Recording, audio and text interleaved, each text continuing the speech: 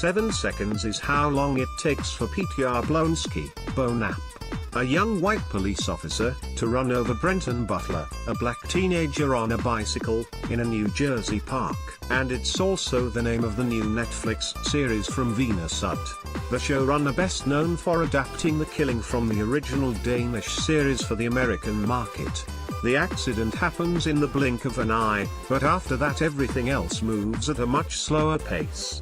A provocative, timely premise and some solid to wonderful actors, Regina King, can't rescue a show that feels like it's already been done, and done, and done. In the opening scene, after his car spins off the road in snow and he discovers a child's bicycle crushed under the tires, Jablonski calls his buddies from work. They're all cops in Jersey City, and they're not going to let one of their own go down for killing a young black man. When Pete wavers at his friend's plot to frame an elderly white vagrant for the crime, they tell him that it's bigger than him. They are going to fuck you for Ferguson, Chicago, Baltimore. I want you to think about what kind of father you'd be behind bars. Brenton is the son of a middle-aged, middle-class black couple. His mother, Latrice King, works at a private school full of snotty white kids. His father, Isaiah, sweeps blood at a slaughterhouse. They go to church. They're waiting for the return of Brenton's uncle from active duty in the Middle East. No one's too clear on what Brenton was doing in the park that morning, probably a banger.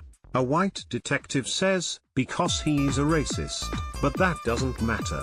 Latrice holds the vigil by Brenton's bedside in the intensive care unit while Isaiah goes back to work and struggles to express his feelings. And then there's killer Jules Harper, Claire Hopashite. She's the assistant district attorney. A beautiful young black woman with a drinking problem and an evident determination to get to the bottom of the case if she doesn't get caught for a DWI first. Harper's drinking.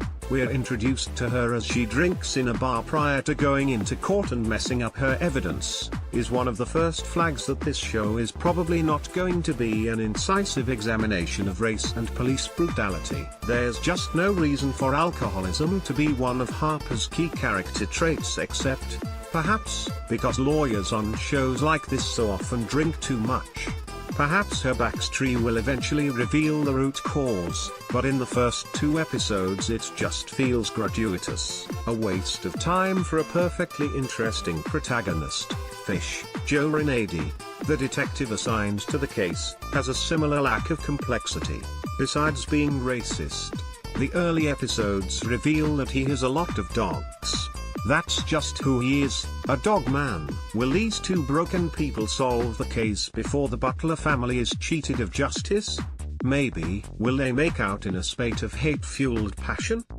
It seems inevitable. 2 hard-scrabble crime solvers of the opposite sex are about as predictable as a gun in the first act of a Chekhov play.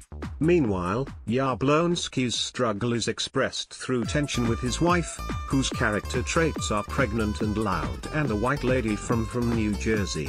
They argue in a car, and in the room that he's preparing for the baby. Even though he's stricken with guilt over killing someone else's son, she doesn't understand why he's being so emotional and not paying attention to her. It's a great audition for the role of the wife on The Sopranos. He meets up with his police friends again, in a faded diner. Of course, is because that's where white people meet in shows like this, even though it's 2017 and in real life these guys would definitely hang out at Dave & Buster's. In 2016, HBO's The Night of took on some similar themes.